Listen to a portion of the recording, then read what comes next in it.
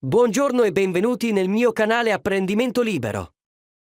In questo capitolo 29 il nostro protagonista linguistico è il verbo mettercela tutta. Lo vedremo alle prese con i 3 periodi ipotetici. Quella notte, Flopsy ebbe un sogno curioso. Immaginò di avere una scuola notturna per i gatti del quartiere di Maya. La luna brillava alta e, mentre tutti gli umani dormivano profondamente, nel parco stellato i piccoli allievi felini lo ascoltavano. Flopsy spiegava con passione per più di 5 minuti il verbo pronominale e ipotetico mettercela tutta. Poi, quasi con un sorriso, decise che i suoi studenti meritavano una lunga pausa, 45 minuti per recuperare le energie. Nella scuola notturna di Flopsy, i gatti studenti, invece di studiare, si abbandonavano a critiche sottili, proprio come accade spesso tra gli studenti umani. Per loro era più piacevole immaginare che fosse l'insegnante a dover studiare di più, piuttosto che impegnarsi loro stessi.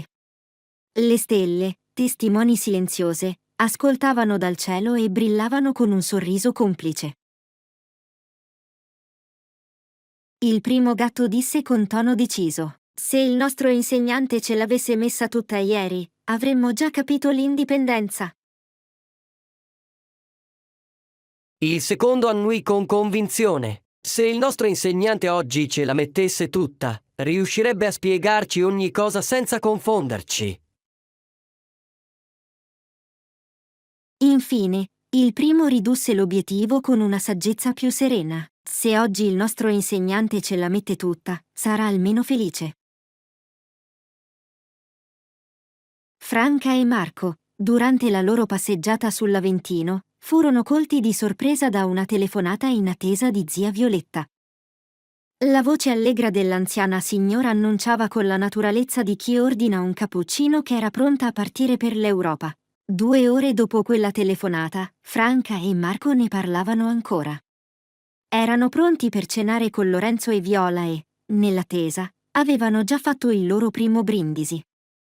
Intanto, zia Violetta volava verso la sua nuova avventura.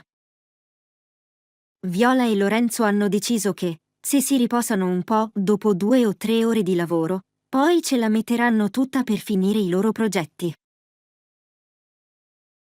Primo periodo ipotetico. Se oggi il nostro insegnante ce la mette tutta, sarà almeno felice.